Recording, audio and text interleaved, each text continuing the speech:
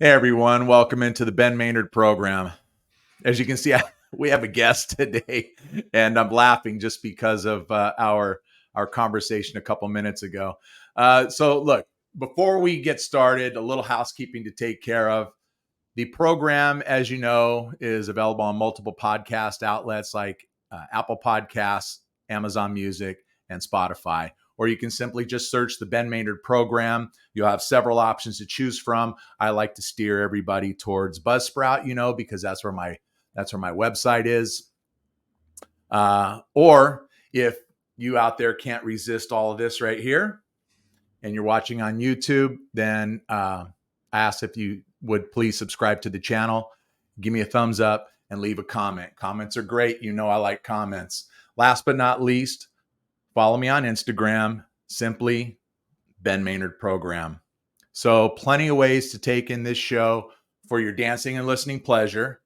And with that, normally I'll recap the previous episode, and the last one was Uriah Heep can't keep a good band down. But out of respect for my guest's time, we'll take care of that at a later on a later show. So as you can see, right next to me on the screen, it is absolutely a pleasure. A pleasure. Yeah, you like that, huh? You like that? Ooh, look at See? this. And Will we trust me. see stock prices down here? Too? Can I Oh, check on my- something happens. Oh, Paulie Z from the listen. I don't take this lightly, but great with a G, a capital G. The great ZO2 is with me today. And Paulie, it is an absolute pleasure. I thank you so much for taking some time out of your day. thank you. Good to be here. As we talked Yeah. before we even started, I love to talk. Um, I love to talk about myself, which may or may not be a good trait. I don't know. But the things I do, I'm just so passionate about what I do and my life and all these things. So I like sharing it and I like inspiring other people and talking about it. And so, yeah, so I'm happy to be here. Well, we're kind of a lot alike. Obviously, we're both sitting in front of microphones and in front of cameras, so we Right. kind of like a little bit of ourselves, right? Yeah. Yeah. And again, I don't think there's anything wrong with, I think, not to already dive into a subject, but like because I work with kids, I have to be very, very mindful of the influence that I have on them, right? What is the message? What are they getting from me when they see me work and when I work with them? And a big thing for me is I think there is a difference between loving yourself and having confidence and like acknowledging your own awesomeness. Like I'm the first person that's like, I am awesome. That's a fact.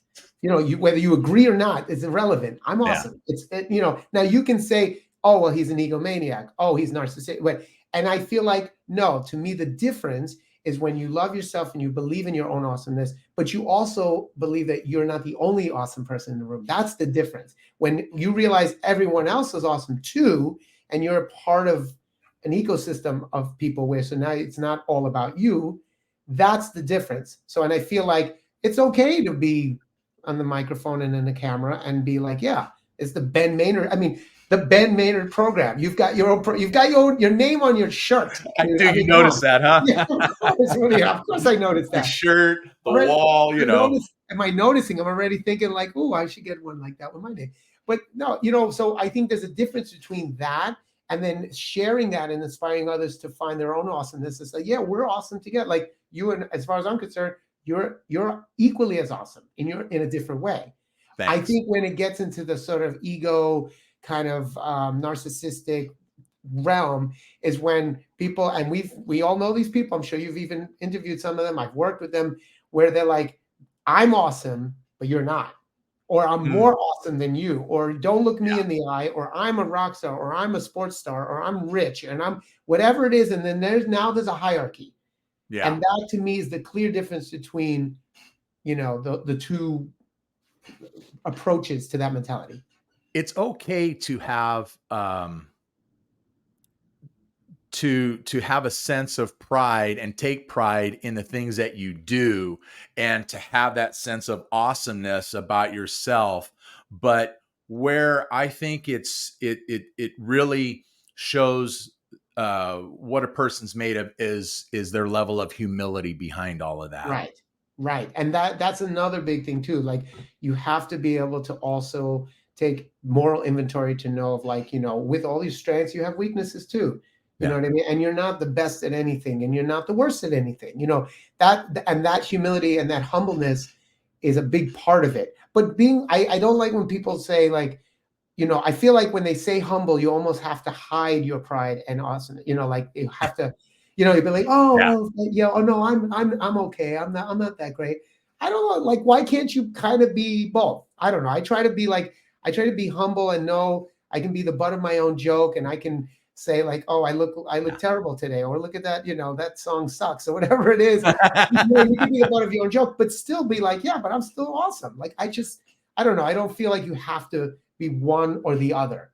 Does that make sense?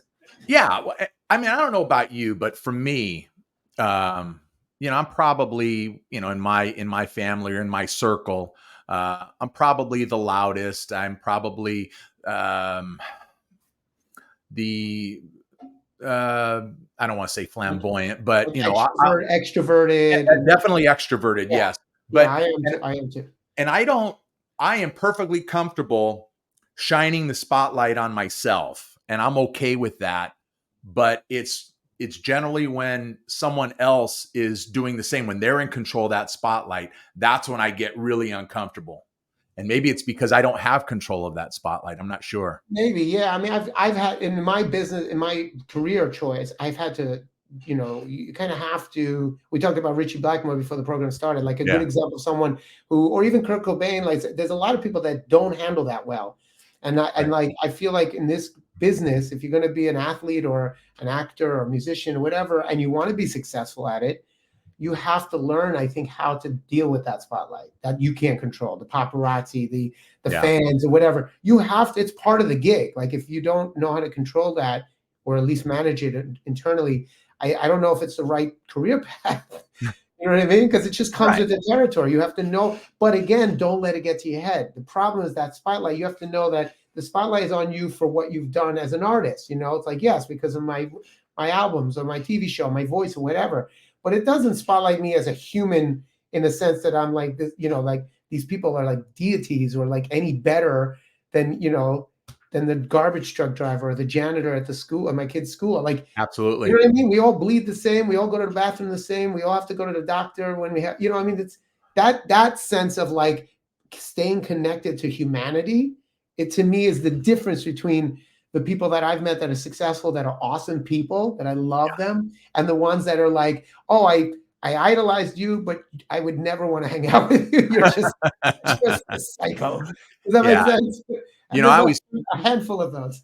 I always told my kids it doesn't matter what career path you choose in life. I'm proud to say that they both chose law enforcement, but but it doesn't matter what you do. You could pick up dog crap for people in the neighborhood as a career, and as long as it earns you the money that you need to live the life that you choose to live, then that's your career, and do it the best that you possibly Do can. it Be with the pride. best at it. I literally just said that to what I just right before you. I told you I had a session right with a school in Brooklyn Yeah, for the foundation, and we can talk about that later. But I absolutely. literally just told them that we were talking about that, about how we did this private gig. My Queen Tribute Band did this private gig the other day, and they spent all this money, and it was this big thing, and only like 13 people came because it was private. It wasn't meant for the public. It was just they Hmm. threw this money at, and they didn't care. They were just like, oh look, we have this, and we gave those 13 people the best show they've ever seen they went crazy. And Yeah. I'm like, you don't know who's in that crowd. You don't know. It's a mentality. It's like everything you do. I always say if I was cleaning toilets for a living, like those would be the cleanest toilets you've ever seen in your life.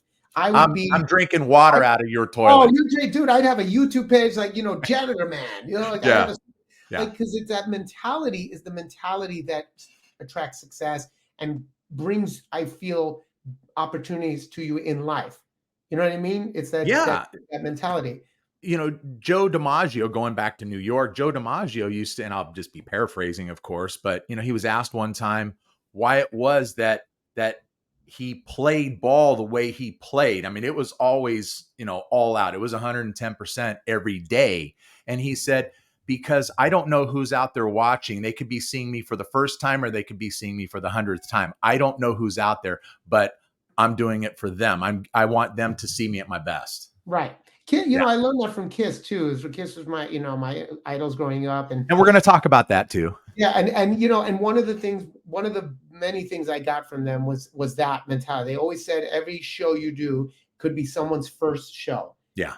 So you have to think about that one person who, like, this is how much they paid for that ticket, how much. And ZO2, and you saw us. That's one thing I'm very proud of too. Is like anyone's ever seen ZO2. Doesn't matter if we sold 10 million records or not. Doesn't matter if we've toured played Madison Square Garden. To me, that's irrelevant. That's more of a statistic that I used to try to achieve. Right. As I've gotten older, I've learned to appreciate what we've given to people more so than what we've achieved statistically, if that makes sense. And then I realized we could play the crappiest bar with a few people in there. And again, we played it like it was sold out Madison Square Garden. And those people, the bartenders, I remember, would just be like, that was awesome, dude, or the guy cleaning the tables. And it was that mentality that I got from Kiss, was that you always give it your all, because all that matters is that one person who's watching, this is their experience, and you do it for them, And in turn, I truly believe that in turn, by giving your all and getting that, it comes back to you. Again, it brings internal joy that you've done that. There's a pride to knowing that I just kicked ass. In the worst situation, I gave it my best. That you gave everything you had. It didn't matter if you were feeling your best that night or not, but you gave everything. You gave 100% of whatever it was you had that night. Yes, you could. Yes. And some days you're not 100%. I mean, that's the truth too. There are some days. I mean, what if you had a fight with your wife? What if you're sick? What if, there's a million things that can happen to us as human beings, where we have to say, okay, I'm not my best, but that doesn't mean you still can't give it your best for that. So if your best was 75% that day, give it 75%. Know that you just went all in the best you could. Then you'll never have a regret, because you'll always be like, well, look, I ddid the best I could. It's never ever gonna pan out exactly the way you want to. Look, ZO2 is a good example, just to segue, because I know you want to get into the music, but I'm looking at the albums on the wall, and it's interesting how I see the first two at the bottom. You're missing one, by the way. Your collection's not complete. Look, okay. I wanted to display them because I knew you would see it, and I was hoping you would bust my balls on not having four of them up there. And there's a very good reason. I don't know if I think it was last week I did an episode right after I got this thing in the mail. How cool is that package? Oh gosh, the packaging on this, how killer was that? That's all Kibble Records, but we'll talk about that. Yeah. So, no wonder your shows take forever. I should have blocked out 5 hours of my day. Bird walks here and there. Hold on, let me call my wife, see if we can get a babysitter. Right. So I did a show talking about the new album, and I realized when I was preparing for it, I went to my CDs and I grabbed them off the shelf, and then I'm like, wait a minute, where is Ain't It Beautiful? And I thought, oh gosh, I had a my truck was stolen like a couple years ago. Great, right out of my driveway. But I think I had it in the console there, because I'm a CD guy, and I had a CD player in my truck. So I think that's what happened to it. You're gonna have to just buy another one, and I'm gonna have to buy one. And that'll put another half a penny in both Joey and I's pocket. Oh gosh. Okay. Well, maybe I'll buy two, and you can both get a full penny. No, we get a penny each at least. No, but what I was gonna say about ZO2 is it's a good example of, like, when David and I, and for those that don't know, like, David was my brother who was killed in 2017. We'll get into that. But he and I, Joey, are ZO2, right? And when we were kids growing up, all we ever wanted was to be famous, to be rock stars, and that was really the goal. It wasn't create great art necessarily. Not to say that we didn't want to, but it was more about being rock stars for some reason. We just wanted to be famous and rock stars, and so it became more about the statistics. It was about how many numbers and how big and blah blah blah blah. But as we wrote the songs, as we created the CDs, as we played the shows, I feel like we realized, though, the value and the importance of the work is more important, because when you leave this earth, I mean, no one's really going to remember, your bank account. No one's going to care. They're going to care about the work and the Right. love you put out there. And I think you see that. I feel like you can see that on the records and our shows, the pride we have in our own work, regardless of how successful or not successful it was. I mean, it's pretty successful, but it's not like where we envision, right? Being like the next Kiss or the next, Zeppelin, whatever. Sure. Sure. But who cares? You know what I mean? The work speaks for itself. And I've learned over the years to find that peace of mind in that I would like, yeah, but this I'm proud of. You know what I mean? And that's all you really need. As you should be. Look, this is whether you release another album in your career, whether you do another television show or not, what you have now, the body of work that you've done, the stuff that you do, teaching kids, and I want to get into that as well. The stuff you do for the David Z Foundation, all those things. If you do nothing else, this is your legacy. This is your legacy. This is what you're leaving behind when your time is no longer, Right. And Yeah. and I think about, and I think about, as you said, you have kids, you're a father, but I'm a father now. I have a 4-year-old and a 3-month-old baby. And that and that changes everything. And then you start thinking, then it's not about you anymore. It's not about your legacy as much as it is about, well, what do I want my kids to think about when someone asks about their dad? What do I want them to say? How do I want them to feel? That sense of pride. I don't care. I don't need them to say, oh yeah, my dad sold 10 million records. Oh, my dad was on to, no, I want to be like, oh, my dad was there for me. My dad made people happy. That, Yeah, absolutely. Okay. Look, I haven't even touched my notes here. I'm going to shut up because I literally sabotaged. I've hijacked this whole No. No one even knows who I am. ZO2, my brother. Please. And they're like, what are they talking about? I'll let you do your show. Go ahead. No. This is great. And for the audience out there, excuse me, Paulie and I, we, when I brought him into the studio here before we hit record, he says, we're just talking back and forth, kind of like we have been for the last, 17 minutes. And he says, why aren't we recording this? And I agree. This is actually probably better than anything we're going to talk about except the new music. And that's where I'll start. Okay. Let's start with that. And you know what? I'm just going to take it off the wall. I'll start here. All right. This is, this is something else. It really, really is. This is, everybody, this is ZO2's new album. Let me get my face in there too. Begin Again. It's a 2 CD set. The first CD has one new track on it, right? Begin Again. Right. And then it's basically a greatest hits. Like an anthology, Yeah. And the second CD has the Z Rock theme. Like that. I love that show. That was such a great show. And then it's got some previously unreleased material. Or I shouldn't say, let me back up. It's got, I think, 4 or 5 tracks that you released to the streaming services, right? Well, yeah, like we have those songs that were released as singles, but never actually physical, which a lot of, if anyone is buying a CD, someone who, values the physical, right product of it. Right. So like me, I would be the same way. Yeah. To not have those songs physically was kind of a bummer, right? You can only stream it. So we're like, let's put those songs on there. Then there are a couple of unreleased ones. And then another one that's basically, again, quasi new. We did perform it at the end of, before we disbanded, we did perform it. It's called Live Today. Oh, yeah. But we never released it. So it is an unreleased. And then the live track. So it's basically, this too is like the goodies, all the kind of fun stuff. Right. Right. Well, I'll tell you, I was, it was great. We talked about the packaging. This is the plastic envelope it came in, people. And then this is the bubble wrap that the CD was in. So I had to do the same. I had to make you feel good, Paulie, and everything's purple. It's all right, because purple's my favorite color anyhow. Mine too, yeah. It was easy.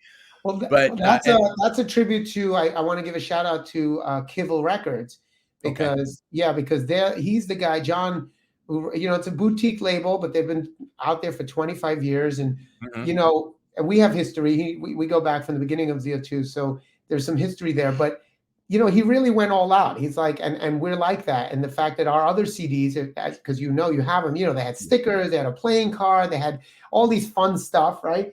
Yeah. And he got it. And he's like, here's what I'm gonna do.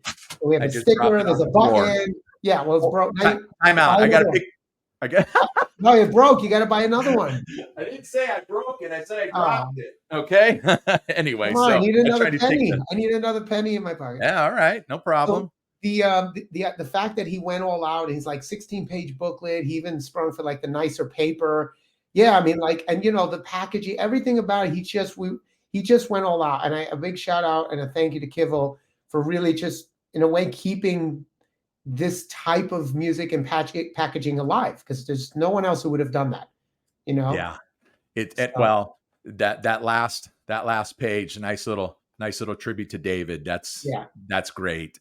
And but yes, for the audience out there, the packaging on this, and you just said it, this is quality stuff. You said the higher quality paper. I mean, it's so glossy and it's so full of color. yeah. It's absolutely tremendous. And I left it pinned up on my bulletin board over here in the studio, but I didn't bring it to the table. I got my little ZO2 button too. So Yeah. I told my wife Catherine when it came in the mail, I said, "Oh, I wish I had a denim jacket. I'd have Right, something to pin it right. to, you know." Oh, I wish I had a CD player. I can't even play my own CD. Listen, I have look, to go to my dad's car because he still has one. And I'm like, Dad, can we listen to my CD, my new stuff? yeah, absolutely. So, okay, out of all transparency, obviously I heard the singles, because they were put out in 2010, Yeah, 2011. So I've heard those singles, and those are really good. It's ZO2. Okay. It's great stuff. But I haven't had a chance. And I told my wife, I said, I need to listen to the second disc before Paulie comes on. I said, I want to know what this stuff like. I'd love to hear the cover of All Hell's Breaking Loose. Okay. I want to hear that. yeah, that was on the Eric Carr tribute CD, which is cool. Right. So, Yeah, and then so and the live track with Sean singing is killer, man. Like he's got what a great voice and such a cool groove. You know, we did that just to kind of showcase him. You know, like because that's the new chapter and you know, look, let's be honest, he's filling some pretty big shoes, and he knows that. I And think so. oh, Yeah. huge, and just he's just doing such a great job of it and with such grace, you know. Yeah. But such what a talented guy and cool as hell. So we wanted to put something on there that kind of like, you know, introduced people to his talent too, you know, in addition to the new song. But it's like, oh hey, Yeah. he sings and he's badass. And yeah, he plays a he plays a great bass. But yes, if you are a fan of ZO2, yeah, David's shoes are big ones to fill. That's for sure. Huge, huge. Um, Yeah. and I'm sure that he has to, maybe not so much now, but I'm sure at the beginning he had to feel a certain amount of pressure in Yeah. that. But I mean, but again, he's such a kind soul and like a really, again, one of these people that I feel very grateful and very graceful. So he knew from the beginning. He was just like, hey, like I'm gonna do it justice. Like he had the pressure, but he didn't feel overwhelmed by it. I could tell that he stepped in again with confidence. That's the Right. thing I like about him, is like, you know, because Joey and I, as you can tell from like watching the show, all three of us were just oozing with self-confidence. Oh no, yeah. just basically trying to see who was more awesome. Just out awesoming each other. As But, you know, friends do. right? Yeah. So, and Sean Yeah. has that element. Sean is just like he's just a rock star, but but very, very, again, very humble. So I saw that, I felt it, and I knew that the pressure was there, but it wasn't overpowering him. But he understood, and all the fans have been. I mean, everyone's like, "Oh, dude, that guy's great!" Like nothing but thumbs up, you know, nothing but thumbs up, which is, you know, That's what you really, hope for. that's all you can hope for when you Yeah. not only replace a member of a band. You know, it's one thing when AC/DC replaced Bon Scott. It's one thing when, you know, when people do that. But when you replace your blood, your family, you know, there's a difference. People don't understand the level of that, you know, psychologically, what that is. Yeah. To look over and see someone who's not your, you know, your blood. So, Mm-hmm. yeah, I never thought we would do it. I honestly never, ever thought this would happen. And here we are. So it's just funny how life works. So we're going. I don't have my notes in any Oh, particular just throw order, your but notes out. just throw them out. No. But we're talking about David. We're talking about Sean, and that leads into the hiatus that the band took. Yeah. Can can you talk about that? Why Yeah. the decision to take a It was hiatus? all me. I mean, I take ownership of it. We had a tough year in 2010 in general when the TV show didn't get picked up for the third season. Yeah. I had just got married, right? I was with my ex-wife. We were together for 8.5 years, but we had just got married, right? So I was married about a year. And on my honeymoon, I get back from the honeymoon, and the first email that I looked, because I turned my phone off, we get back, and then they told me that we didn't get picked up for season 3. So I get back from a big expensive honeymoon in Hawaii, whatever, and I'm unemployed. Oh. And you know what I mean? And they knew it, but they waited to tell me because they didn't want to ruin the honeymoon. But they knew. The band knew, everyone knew, which was kind of weird. And so they're like, we didn't want to tell you whatever. So the show didn't get picked up. The label we were on went bankrupt. You know what I mean? My brother and I basically funded that third record, Casino Logic, and just charged all our cards to the max, all our savings, blah blah blah. And that if you remember what the country was going through at that time, Sure, it's not a good time to be putting out music. And I mean, venues were closing. It was a recession. It was the bubble burst. So not great financial times. Yeah, you're right. Oh, so we really got hit hard. It didn't, without the show, without a label, we pushed the most we could. And then on top of all that, and then we had a fallout with our management, who we were like family to us for 10 years. We had a big fallout. And then my wife and my marriage fell apart. And I got divorced. This is in 1 year, dude. 1 year from my beautiful, amazing honeymoon. A year later, my whole world Your whole world just came apart. And every single angle you can imagine, right? Okay. So for me, I was in a bad place, and and I wanted to push the band in a more commercial and serious songwriter direction, because I wanted to see what else we were made of, and personally more of myself, even as a singer-songwriter, and kind of see what else I could do. And I think they didn't want to go that way, and they wanted to stay more, if anything, go more the comedic route. We even had, I think, an opportunity to do another online show and I said no, which they were not happy about. Like, we had an opportunity to pick up, and they were like, "Oh, we could do a Z-Rock online with blah blah blah." And I was like, and I didn't want. I needed something. I needed a break. I needed a fresh start. And I just was like, yeah. So I moved to LA. So it was me. I said, look, but I didn't want to break up the band, which is why I worded it as hiatus. Hiatus, yeah. That's cleverly worded. Yeah, well, because it wasn't like we were breaking up. It's just I needed a break for a while and try to see. That's when I did my EP. I don't know if you've ever even heard it, but my EP is like, it's totally different. It's like the singer-songwriter me and the songs that you can hear in a movie on the radio. And I just wanted to know if I was capable of that, or could I just do the hard rock kind of like, guitar riff, hard rock kind of stuff. I felt very boxed in and one-dimensional and hurt. I was in a very bad place. Sure. And that's what happened. Maybe that is what allowed you to stretch out and do that EP, the singer-songwriter stuff. You were probably getting out all your emotions at that time too. Oh, those 5 songs, if you listen to it, all it is basically a story. Check it out. Yeah, it's just Paulie Z. I'm making myself a note here. Yeah, I'm trying. Well, I have it here. Well, but if I had a copy, I'd show you. But if you just go to Spotify and put the Paulie Z, you'll see the EP. But and those songs, if you listen to them, there's no fancy solos and no killer guitar riffs. It's just sort of, I would say, commercial singer-songwriter music. But it tells the story of where I was at, from losing everything, the lowest low, and then coming back up and meeting now with my wife. Now of almost 10 years and that's 2 great. kids and all that. Yeah. So, and one of the things that was, again, the pride I had in doing that was, one, I was able to push myself into an uncomfortable territory, and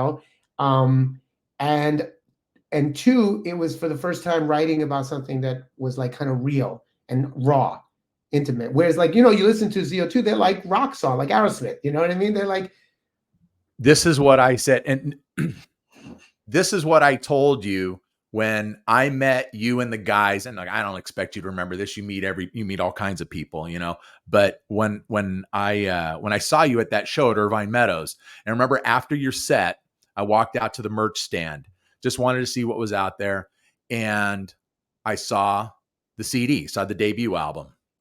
So I thought, well, $10 or whatever it was. Okay, I'm going to help these guys out. It's all about helping out musicians anyway. So I paid my money, and then I turn around and you're standing there, and I believe Joey was there. And so I said, bumped into, say, hey, thanks for the show. Great show, blah, blah, blah. And you guys were taking the cover, the booklet out of the CD cases. You were signing them. Mine still has your autographs on them right there. nice. And I know you can't see it, but it's still there. I could see it. You can see it. Yeah. I can see it on that one more than the other one because it's a light cover. But yeah. Yeah. You have So all three on that one? all three. So you guys all signed it, and congratulated you guys. You guys were so I don't know. You guys are just, I guess a great way to put it is you guys are so down to earth. Okay. And so thankful. And so I go back to my seat, see the Poison show and see the Kiss set. Maybe it was after Poison. I don't remember. We come back out. I brought my son out with me this time. And I told him that I had met you guys and that you signed the CD. And so you guys are out there again in front of the merch stand, and you're talking to people. Working. Hey, you got it. It's like, hey, look, I got to work it here too. So, but you guys were meeting fans, signing CDs, that kind of stuff. And of course, it was like you and Joey were close together. And I think if anybody saw the television show, they understood why David was over here and had about 4 or 5 girls around him. Yeah. And so he was probably naked too, but he may have had his shirt off. Yeah. So, probably. So I said, hey, this is my kid, blah, blah, blah. And he like congratulated you guys, thought you guys were great, so on and so on. And then we talked for a moment, and I said, I got to say something to you guys. You kind of have this modern 70s sound. I mean, it harkens back to the 70s hard rock, which is what we were going for. So it was funny. Like I said, Joe, you and Joey right here, and Joey here's what I say, and you holler out to David, hey, and call him over, and he comes over, and then you nudge him. And he said, hey, tell him what you just said. And I repeated it. And then you guys all look at each other and he said, that's what it says on our website. And I didn't even know anything about you guys. Yeah, that's where we were going. But that's the thing. If you said, what would ZO2 sound like? It'd be like, well, now, because we weren't aware of the band at the time, but we kept getting compared to King's X, and now I see why. So it's like, oh yeah, like, trio with that was kind of heavy, but groovy with lush harmonies and stuff. But we always said it was like, Kiss, Aerosmith meets Stone Temple Pilots and, Alice in Chains or something. Like, that's always what we were going for anyway. But it was still a rock and roll mentality, lyrically, musically, feel-wise. It wasn't so much about, it wasn't writing on an acoustic guitar with a capo or with a piano player. It was very different. Yeah. That's the thing. And that was the difference with what I did with that EP it wasn't so much about the riff. It wasn't so much about the groove. It was about what I was going through and the lyric, and the melody and that. And so that it was nice to be able to see that I could do it. That was that I had to kind of like prove something to myself that like, am I a one-trick pony, or is there more to me? And that's the beautiful thing about when crap happens to you in life, right? When you hit rock bottom, it forces you to kind of to stand up and start thinking, okay, now I got to re-identify, or I got to restart, I got to whatever. And it opens up these opportunities. Like I feel like, as hard as that time in my life was, I'm so grateful it happened. I wouldn't be where I am right now. I wouldn't be the person I am. I wouldn't have the relationship I have. I wouldn't be talking to you right now if it didn't happen. It's absolutely true. But it takes that. It takes the tough times, and it takes getting through those tough times to look back and say, you know what? I didn't like all that, but if I didn't go through that, if that didn't happen, I wouldn't be where I am today, and I wouldn't be who I am Yes, today. it takes some retrospective,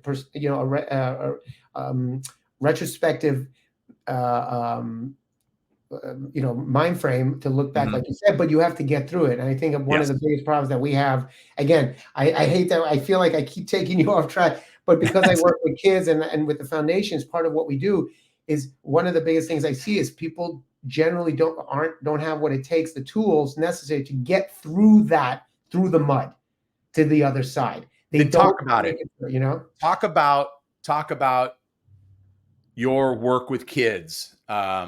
Okay, Talk about it. so basically, David and I, from an early age, we're working with kids, and it started out just as a job. I just got a job at a Children's Museum of Manhattan, Okay. um, back in 2000, no, 98, sorry. And it was just a job. Like, it was just like I needed a job, and I played guitar, and they're like, "Can you sing the Wheels on the Bus?" I said, "No, but I could learn it." I'm like, "I don't know. I could sing Black Sabbath. Does that work?" And they're like, "No." Does that You know, count? yeah, but I learned all these kids songs, and I just connected. My dad is really good with kids. He was a teacher. We're just really naturally good with kids, especially young kids. These are like toddlers, right? We're talking about.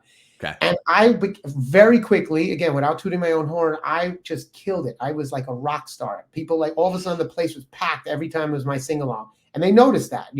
So people were like, "Can you do birthday party? Can you do this?" And we're like, "Okay."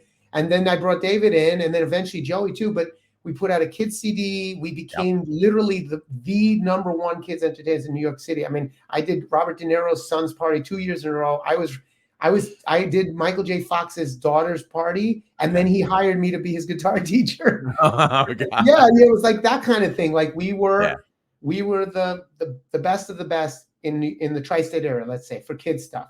So we were really good at that, and then we were doing the rock stuff, also. Yeah. And then we got the TV show because of that. And then all of a sudden it was out in the open, because we were kind of like not letting the two worlds collide, because we always thought our street cred would be ruined if people, I if just thought it people was knew we were great. singing, it's if it's Spider, like, oh, all of a sudden, you look at the pictures of us in the back of the CD cover, right? The first cover, we're all like, right? And Oh, then you yeah. look at, Yeah. yeah, look at the back cover of that Yeah. one, right? In fact, David doesn't even look like David. No, He because we're all doesn't. serious. Look Right how there. serious we are. We're so cool. Yeah.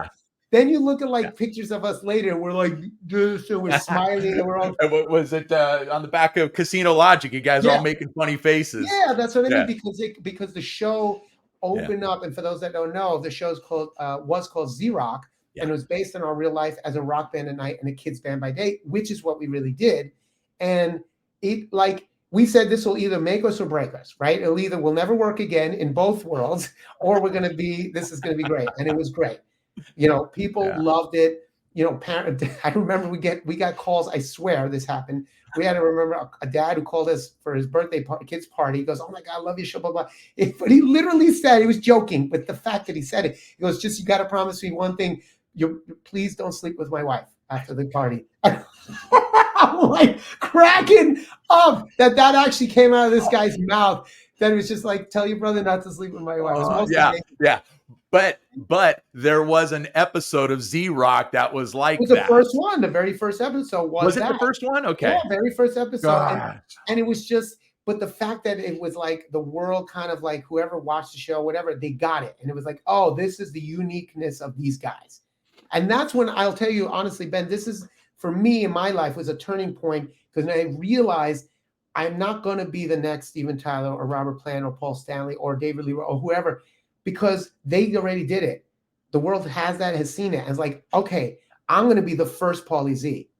You understand? And that was a Yeah. very, very important turning point for me in just not only in career, but in life, because I realized this was a gift. This was the uniqueness of us as a band. We didn't have to be as cool and dangerous as Guns N' Roses. We didn't have to be as, slutty as Motley Crue or whatever. We had our own thing that no one could touch. So we leaned into it, and that's when you started seeing us being much more of ourselves. Right. Yeah. Right. And okay. So you got to be the rock star Paulie Z meets the real Paulie Z, the funny guy. Yeah, and it was basically like if you took, I always said, if you took Steven Tyler and Mr. Rogers and put them in a blender, then you got me. Look, I'm not here to just I don't know, to score points or stroke your ego or anything. I love Steven Tyler, but I love me some Paulie Z. I'll tell you what, man. Well, Man. I appreciate that. I do. I know. I just hope, and I hope that you like it for in a way that's like it's not a comparison. That's the thing. It's not like I have a thing that he doesn't have, and he has a thing I don't have, and I've learned to carve out. You know, when you say Paulie Z, I hope that you think of something that's unique to me, or ZO2 is unique to us, just as the Ben Maynard Show is going to be unique to all the other programs I did. You know what I mean? Because you're not like the guy from the show I just did the other day. And God, I that's hope not. I don't want to no, be. but some people do. People, and Yeah. again, going back to the kids. So with the kids, we continue to work with kids throughout our whole career. And I started a nonprofit in New York back in 2011 that David helped me with, where we would do music programs with underprivileged kids, and we'd write songs about either academic subjects or personal things that were, part of youth mental health initiatives. And and then when David was killed, I changed the name to the David Z Foundation. Okay. I still had the 501c3, Yeah. but what we do now is what I love is that we have the ability to influence them to see that, to say, like what you said, like, look, you've got to go through the mud to get to the other side, or look, you can be cool and not smoke a cigarette and do drugs. You don't listen to that crap. That's Like right. I'm as cool and badass as anybody on the planet. Put me on. I mean, I truly believe that. Whether it's true or not, it doesn't matter. I believe it to be true. So I don't need a tattoo, and I don't need, drugs or anything to validate that. I don't need filters on my Instagram to say that I'm, to make myself feel better. But kids do. Kids need that constant reinforcement of their worth it, their value. And I think that's the biggest thing for me, is the biggest challenge. And music is such a great way to fulfill that empowerment, to make someone feel that they're enough just by being who they are. You know Right. what I They mean? don't need all the other outside influences that people try to push upon them. Yeah. And in this society, obviously in this world, it's harder and harder because of social media. It's just so Yes. easy to get judged, and if someone makes a negative comment about your show, it's like, dude, your show sucks. Like, I'm sure you can take it, right? I'm sure I you think actually, I can take it. Yeah. yeah. But I guarantee you the 12, 11-year-old version of you might hit right here. Yep. And they don't know how to take it. And That's right. what happens. And that's what happens. Because kids don't have, look, come on, they're kids. They have absolutely zero life experience behind them. We as adults at different stages have various years of life behind us. So life teaches us how to handle this kind of stuff. Right. And yeah, a 12-year-old doesn't know how to say, oh, you suck. You're terrible. Oh, They don't know how to they handle can't, that. they can't brush that off. No. And No. and so and then to go back to what I was saying with the foundation, how that when I changed the name and how I really got into it, part of that, and I tell people honestly, it's 50% for the kids, but I'm not gonna lie, it's 50% for my own therapy. Like, that was my vehicle to navigate the most horrific thing that ever happened to me. I can ever imagine. I mean, at this point, the only thing that could ever be worse would be losing my kids or my wife. Right. You know what I mean? But like, I Yeah. can't explain unless you've experienced it what that felt like. But for me to have a vehicle to manage that and to funnel all that pain and anger and fear, everything I felt, into something that brings people joy, but me also. I mean, that it's like I can't. I can't express how grateful I am to have that vehicle, and that's part of, I think, music for people is like that too. When people are sad or whatever, and they listen to their favorite album or record, that That's right. artist is speaking to them. That song is connecting. That's why I love music. It's so connective. That girl, she broke your heart, and now I got to go play this song. And they wrote it just for me. Those words were. They describe my situation perfectly. I remember when Adele's album came out, the big one, right? Like 21, I guess. I'm sorry, what album? The big Adele album, the one with okay. Oh, yeah. Rolling in the D. I think it's 21. And Yeah. I remember I loved her. I love her. She's great. I love her voice. I love the songwriting, the tone, production. She's just incredible, right? That album. and someone like you, I would listen to it and I'd be like, oh, this is a great record, a great vocal performance. Like I'm thinking as an artist, I'm listening to her tone, I'm listening to the production, but I'm not really connecting to what she's saying because I never felt that way. And then in the middle of when that record came out, and then I got divorced. My wife left and we broke up. And I'll never forget the first time I heard it on the radio while I was driving on the West Side Highway in New York home. Actually, I think I was driving home from a date with another. I started dating again and I drove home and I heard the song. I'm not ashamed to say it, I had to pull over because I was weeping like a little baby. I was crying and I didn't understand why, but I realized because the lyric now I connected to what she said. You know what I mean? Yes, I know. I totally know what you mean. Yeah, on a different level. You know, when I have, and I'm going to ask you too, but when I have some other people on the show, I liked, and we talk music. We don't always talk music, but we do a lot. And I like to know what it is, you know, if they can pinpoint or at least get close to the time in their life when that was it. Music got them right here and they were hooked on music. And, you know, when their love for music began. So can you share that? Oh, yeah. I mean, I don't know the exact age I was, but it was super early on. I mean, I have pictures of me with Kiss. I mean, everything is about Kiss. My whole life. Oh, yeah. My whole childhood was all about Kiss. Kiss was, you know, I know it sounds crazy, but it's actually close to the truth. Like, there was like people had Jesus and I had Kiss.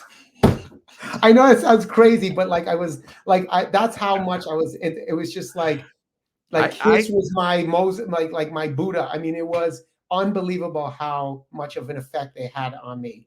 I don't know what our age difference is. I know I'm older than you, but I mean, I'm 50. I'm 58. So I'm assuming when I saw you in 2004, you guys were in your mid 20s. Well, I'll be 47 in March. Okay.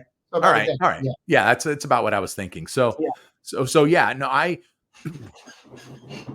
grew up with Kiss too, just like you, and they were, you know, those were my guys. Those are my guys. But I'll let you finish. Go ahead. No, I was just saying. I mean, and don't you dare for clickbait put like Kiss is you know, is better than No. I don't know. I used it as a comparison just to try to explain how how much of a disciple I was to this band, right? And how much an effect they had on me. And for, you know, mostly good reasons. There's some stuff maybe with the way I looked at girls and stuff that maybe wasn't good. I had to unlearn, you know, how I would look, you know, thought of like women and whatever.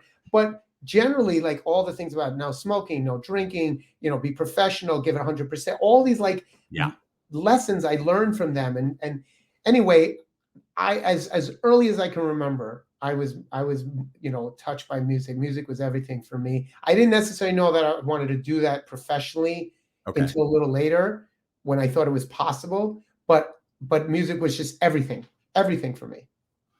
I know for me, it was about 1972, and my mother had the Beatles 45 Let It Be, and we had this big giant console stereo, and that's when stereos were actually pieces of furniture in your house, you know. They weighed 250, 300 pounds.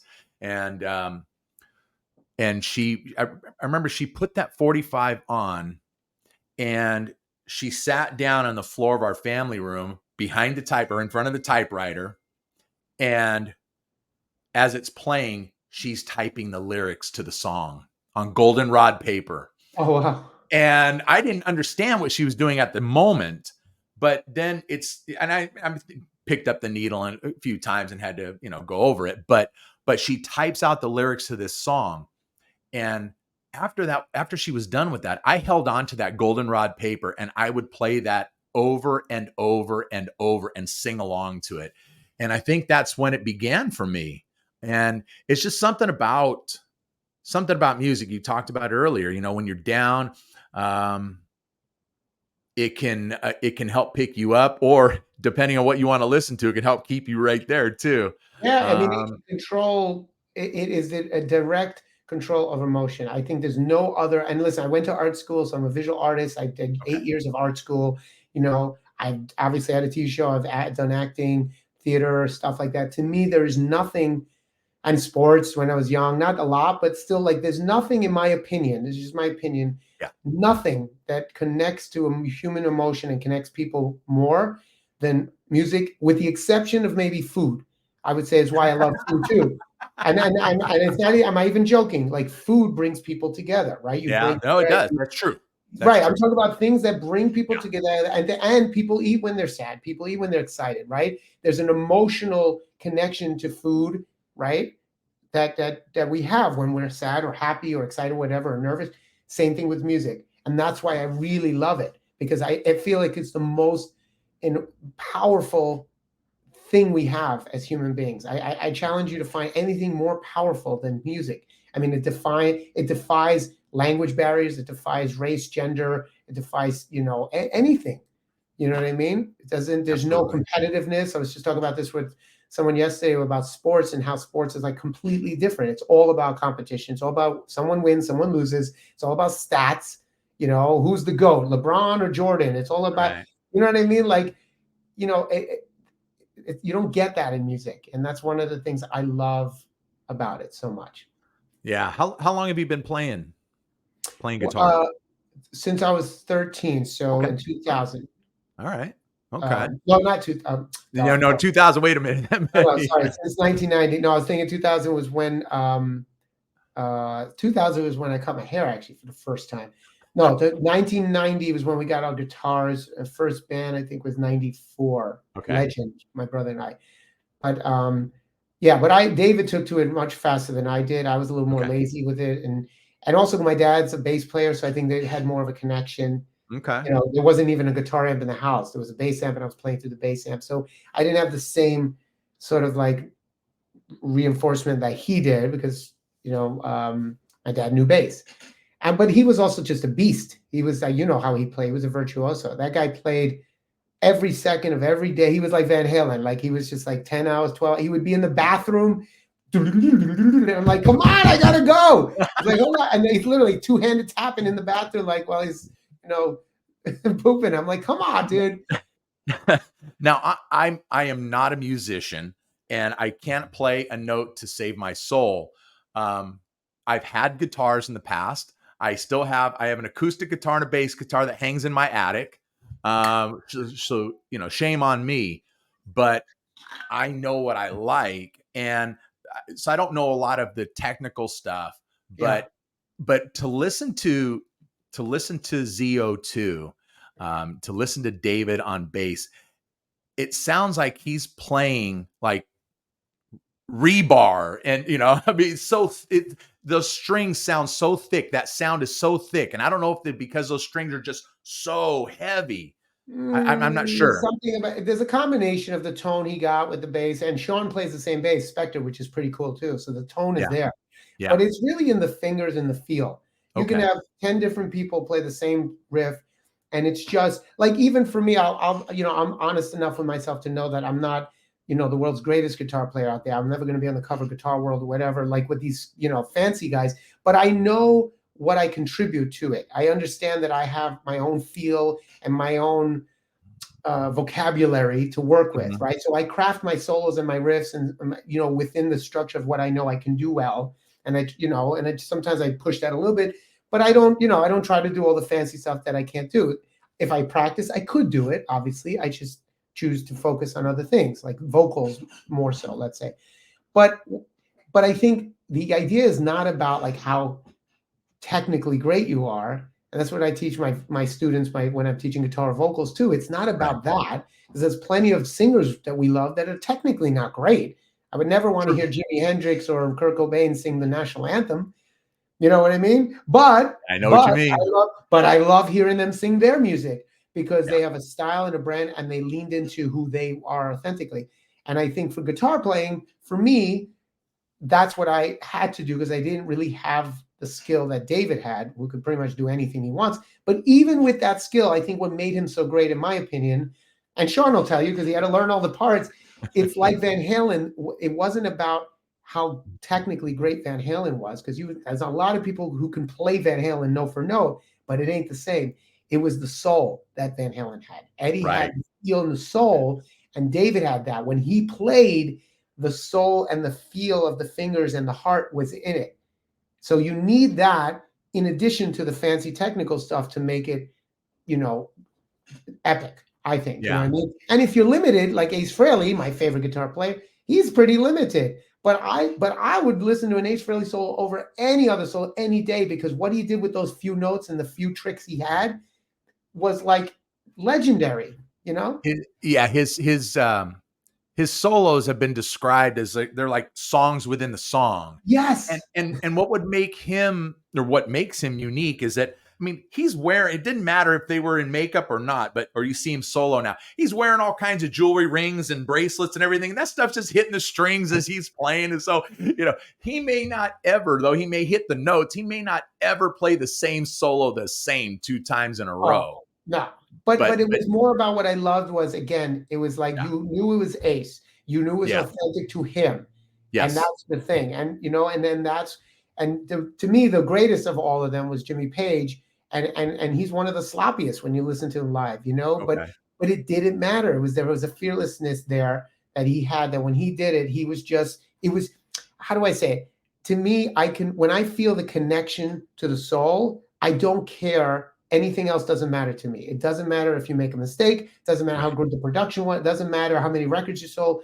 All that doesn't matter if that connection is clearly there, that authenticity, and that's mhm, what I look for in others' stuff. And that's what I try to give when I go out there. It's not that I'm not going to make a mistake or whatever, but I'm connected. That's the one thing. Anything and everything I do, it is 100% connected to the soul inside of my body. it's And the Zabladowski blood in you. it is. It's the Z. Yeah, it's the Z charm, man. Say that name 3 times, Good luck. Yeah, yeah. Well, I tell you what, I love your tone. I think tone is huge when it comes to guitars. I just, and no knock on Slash, I don't like his tone. Oh, I really? don't like his tone. I just don't. There's something Yeah. about it that Well, it's I very don't get. specific. Yeah, it's a very specific thing. But Yeah. your tone, I just, man, it's just something about it. It's something about those songs. And like you said, yeah, you may not be, doing gymnastics up and down the fretboard and everything, but so what? It's about what each of those notes is saying. Right. Well, and again, there's a maturity to that. It took me years to kind of accept that too, that sometimes less is more, quality over quantity. Yeah. And you know what I mean? And that's, again, it's part of that process of life, of like you start understanding things from a different perspective, of like, even songs, like, just simplifying a song and not throwing the kitchen sink in, you Hmm. know? Yeah, yeah, So yeah, yeah. exactly. Yeah, so I appreciate that, because I've gotten that a lot. I've actually gotten that from quite a few legendary guitar players that I look up to, and they're just like, "Oh, dude, I love your tone and the way you Yeah. play." I'm like, "Who, me? Who?" Well, see, I'm like, that's it. Yeah, yeah, that's it right You there. talking to me? Yeah. You know what I mean? I'm like, "Who are you talking to?" So it's But always see, nice to get that. that's the thing, because you can go out there and say, I'm Paulie Z, I'm badass. But then somebody else comes and says, "Oh man, I love what you do." And it's like, okay, thanks. And you try to, you just, and that's what I was talking about earlier, right? Where Right, I right, don't have control of that spotlight. It's like, I don't take compliments too well, even though thank you so much. Keep bringing it. right. But But because you inside, no matter how much confidence we have, there's always that element of self-doubt and self-criticism, and then the right. insecurity it's always going to be there. It lives with you at all times. So if Yeah. someone says something and it's something that, like, you didn't think, oh, that was a great show, and I didn't think it was a great show, I'm gonna be, oh, thank you so much, but inside I'm like, no, it wasn't. You know what I mean? That's You, always going to be there. I know I'm taking up your time, and gosh, you have no idea how much I appreciate that. And this is, Oh, it's okay. I'm having fun. We could go a little longer. Holly, I haven't even touched I my know. notes. This is so I awesome. feel so bad because No, I feel no, like this you is send me all these things to prepare I for, and know, you haven't and I talked don't think about anything. I don't know. I don't even think I we've feel like touched on any of it. yeah, people are gonna watch these shows like they haven't said anything in an hour. They haven't talked about one thing. It's just two idiots talking back and forth. But that's the best. That's what makes, Oh, I think, that's why I don't ever want to call anything an interview. It's just a conversation. yeah, yeah. And but But getting back to guitar tone real quick, and I don't know who all your influences are. I mean, you've obviously mentioned Jimmy Page Yeah. and Ace Frehley, Well, but you know, Jimmy Page, Ace Frehley, yeah, Santana, believe it or not, okay, one of my favorites. okay, Slash, one of my favorites, okay. and Richie Blackmore. Those are probably my 5 favorite guitar players in the world. Even though Richie is a Strat guy and like I don't like Strats, but I love the way he plays and his tone and his feel. Everything about Richie to me is a god. So those are my 5 And all top. those other guys, they play Les Pauls, right? Yeah. Well, Yeah. no, Santana doesn't. Santana Okay. plays a Paul Reed Smith, although in the 70s he did. He played Gibson like SGs and stuff. Okay. Yeah, but his feel and tone is just unbeatable, you know. So those are my top 5. Okay. I mean, for me, when I don't know, Rolling Stone came out with that list last year sometime, the 250 greatest guitar players in the world. Yeah. You know, I didn't read it myself, but I saw a lot of the names and I thought, are these guys high or what? You Yeah. know, when because I'll tell you my favorite, you know, probably my favorite top 5 guitar players would be kind of 1A and 1B is Neil Schon and Steve Lukather. I Yeah. think those guys are just absolute master musicians, world Yeah. class, and you know, I love it. Prince, of course. Prince was a fabulous guitar player. I mean, even Eric Clapton said so. Who else did I put on there? I had Gary Richrath from REO Speedwagon, and he was so underrated, but he had great tone too, and he had great solos. Right. I included Aldo Nova. I love Aldo Nova, and he's just a You got a great pretty eclectic list there. kind of. But I'm gonna throw this one in too because I love his tone and he's so underrated. And in my estimation, all these guys, maybe outside of Prince, on my list, are completely underrated and don't get recognized, and they don't end up on these lists. But Paul Dean from Loverboy just has a I mean, nice yeah, these are crunch. all. Yeah, I think these are all great guitar players. I think the reason the people are on the list that they're on is not just the playing. I think it's more about the influence they had and you got to think about that too. Like I love why am I blanking on his name now? Paul Kossoff from Free. Like but Oh, you don't hear as many people cite him, or it's just not as well known, or even Andy Scott from Sweet, and I sang with Sweet, and yeah, just yeah, yeah. yeah, and just having to learn those songs. Even I mean, and Brian May, I was always felt was like underrated. Like he doesn't get the same credibility that Eddie Van Halen does, but Brian May is like one of the, as I'm learning in my Queen band, tribute band, I'm like, that guy is one of the best guitar players I've ever heard. He's just unbelievably good. So, you don't know. Who knows why these people choose who they choose, but And we're talking about. I think I was 838 on that list, by the way. So had they done the top 1,000, I would have been 838.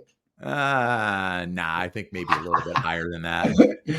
But and speaking of guitar tone, when you hear Brian May, it's Brian May.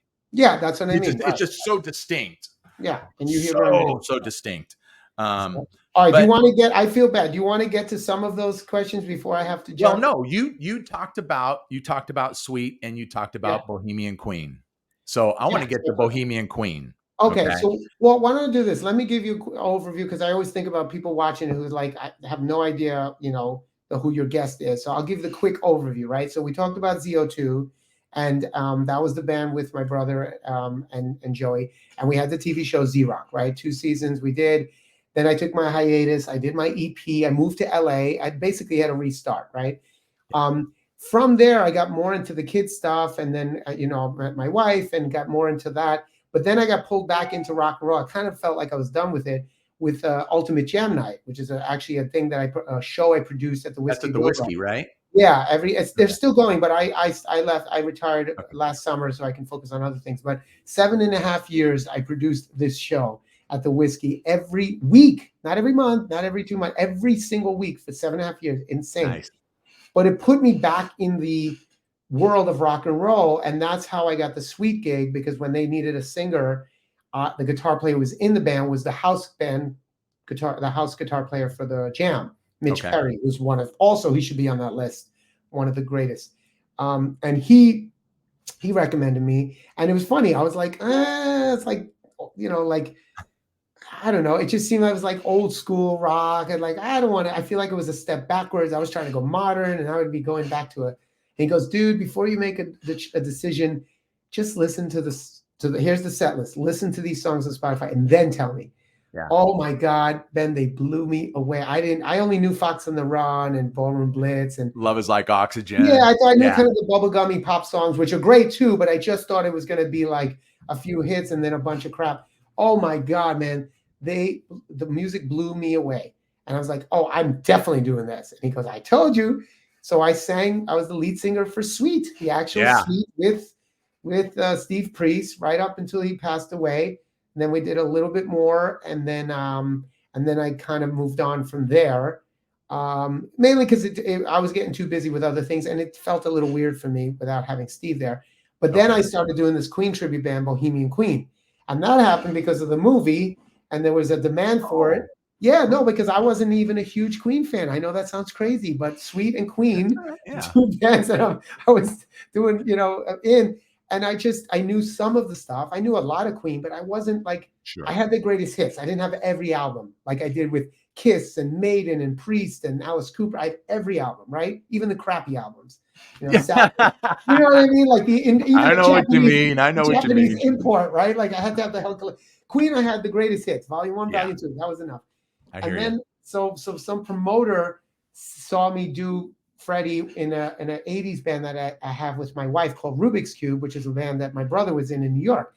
And we change costume every song. So we do like 25 costume changes. Really fun. And I did one song as Freddie, and then I would go change to Axl Rose or whatever. And the guy's like, can you do a whole show like that? Because there's a big demand for Queen right now. And the big Queen band here in LA was booked and expensive and whatever. I said, yeah, I guess so. So I just, I had the yellow jacket, I put on the mustache, and I learned a set of Queen. Cut your hair. Yeah, well, no, my hair was already cut by that point. Well, I missed the afro, by the way. I just, that's so 70s, and I love that stuff, man. I'm telling you. That was then. This is now. And anyway, I did the show, and it was so good, and I couldn't believe how well I took to the character. Because if you think about it, like, I was in a Kiss tribute band, and I was the great Paul Stanley. Really? I didn't know about the Kiss tribute. Kiss Nation, dude. Kiss Nation. I was that's how I met Joey. Oh, yes. Okay. Joey and I were in Kiss Nation. VH1 did a special on us and everything. Oh no, dude, I killed it as Paul, and I did Rocky Horror Picture Show, and I was Frankenfurter. So something about these kind of like ambiguous. Love it. Yeah, like these macho guys who had this kind of effeminate ambiguity to them. So Freddie Mercury was perfect, and I just took to it like peanut butter and jelly, was just perfect for me. And as I got into the catalog, I was like, this stuff is great. How was I not more into them when I was a kid? And that's it. And it took off, dude. We are killing it right now.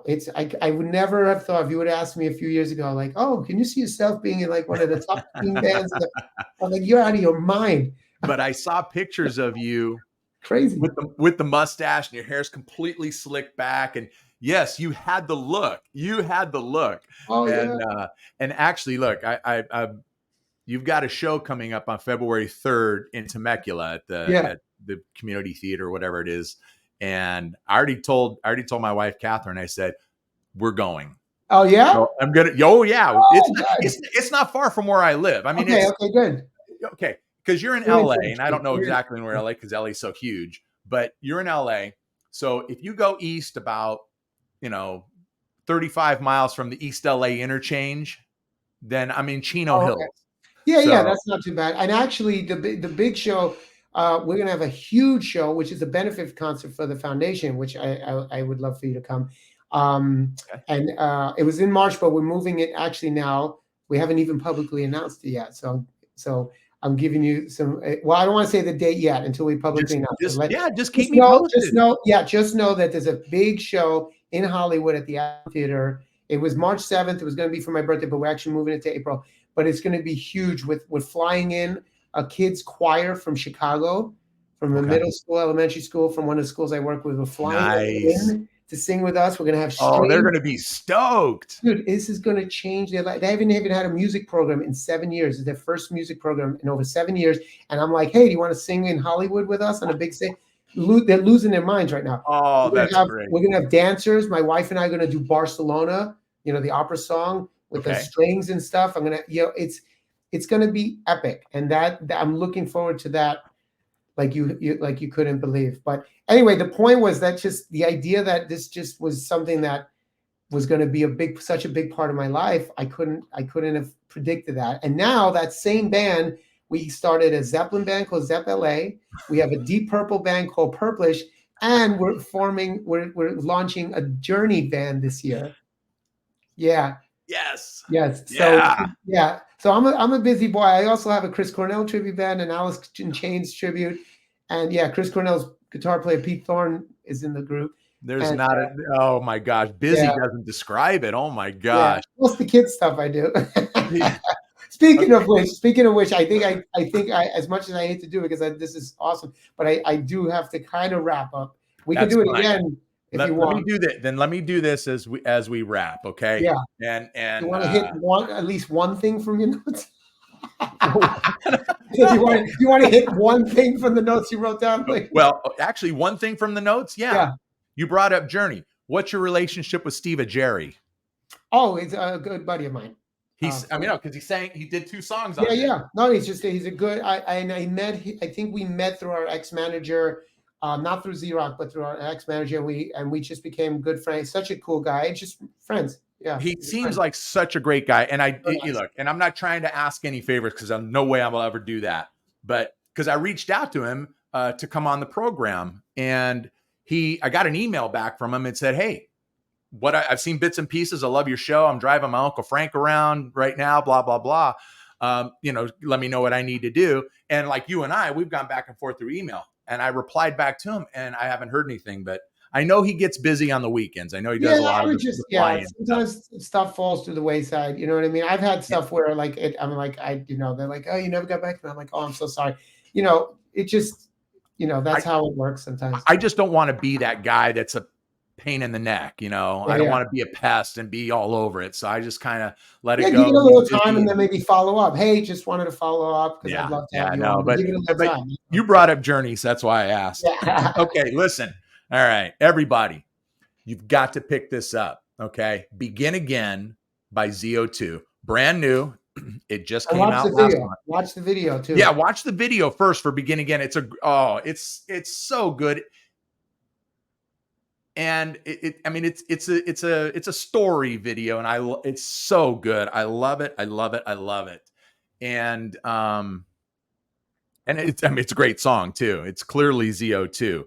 But pick this up, people. Don't just, actually, it's not available for streaming right now. No, not yet. Not good. And I'm glad it's not. To get people to actually buy the CD. Yes, buy it, people. Yeah, it's buy physical music. Kibble, you can go to Kibble Records to get it. It's on there. Yes, and look, people, we all know if you've got any smarts at all, you know that our favorite musicians are making the most of their money out on the road touring. Okay, but every little bit helps, and physical forms of music, there's just nothing like it. I know, Paulie, the big music fans we are. I'm sure we just grew up with the albums on our lap as we're listening to the music. We're reading all the liner notes and checking out the sleeves. And if it's a Kiss record, you shake it up, or you shake it to see what falls out. And all that kind of stuff. So, and even though people don't have CD players anymore, I get that. Even if you don't buy it to listen to be honest, like even if you just, put it on your MP, on iTunes, and then you listen to it that way,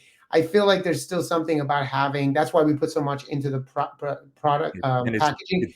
Just think of it almost as like just a piece of memorabilia, as something. It's more about you getting some sort of package and supporting the band at that Absolutely. point. Right? Absolutely. And it's just gorgeous packaging. It's quality packaging all the way around. Is it going to be available in any other forms, vinyl or cassette or 8-track? No, cassette 8-track, I doubt. Vinyl, we'd love to do. We're trying to find some vinyl. This is all new to us again. This is like, we just started this train up, and we're just like, merch. People ask about merch and shows and website. Even the web, there's not even a ZO2 website really. It's just a Facebook. There isn't. No, it's just because everything was just not there, and then it started, and here we go. So now we gotta. I mean, Well, I'd like to do records for sure, you know, yeah, and definitely merch. So yeah, we'll do that, and it'll be on streaming and all that stuff this year, sometime this year, you know. But we're not trying. We're trying not to stress ourselves. That's the one thing we don't want to do is gotcha, stress ourselves. This is not gotcha. how we're going to make our living. This is not going to be like our main thing. This is going to be for passion, like we talked about before. This is for joy, and if Good. it's going to be joyful, we can't have to worry about deadlines and like, you know, anything like that. You know. Well, look, once again, I don't really need to introduce this guy. It says it right there across the screen. Paulie Z. ZO2 is back, people, just so you know. And I am looking so forward to seeing some live shows.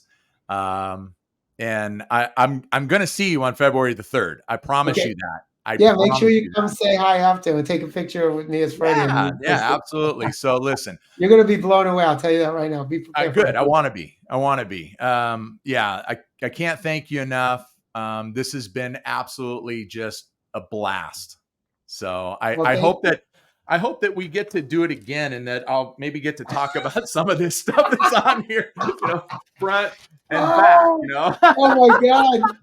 Well, let's just do, you know what? Yeah, why don't we follow We'll up do. when Hey, maybe when we get listen, closer to the fundraiser. to the fundraiser, or when you have some shows coming up, that kind Yeah. of stuff, and let's, we'll do Yeah, it we'll do again. it. Yeah, Absolutely. we'll do it again. But next time I'll like I said, I'll block out 5 hours. I'll just hire a babysitter. I'll take off There for you work. go. we'll order in, we'll order Thai food or whatever. Yeah. But, thank you very much. No. Come on, you're from New York. We got to get some pizza. Yeah, oh yeah, no, I have enough pizza. I live in LA now. It's all about Yeah. quinoa and avocado, dude. All Come right. on. It's like you No got some thanks. Brussels sprouts and you know. No thanks. All All right, well, right. order Well, pizza. I'm gonna end the recording. So just hang loose for 1 second, okay? Got it. Everybody, listen. That's a wrap. Uh, I'm not going to go through all that, reminding you of where the show is. You know where the show is. Thanks for tuning in. Thanks for listening. Thanks for watching. This is the Ben Maynard program. Tell a friend.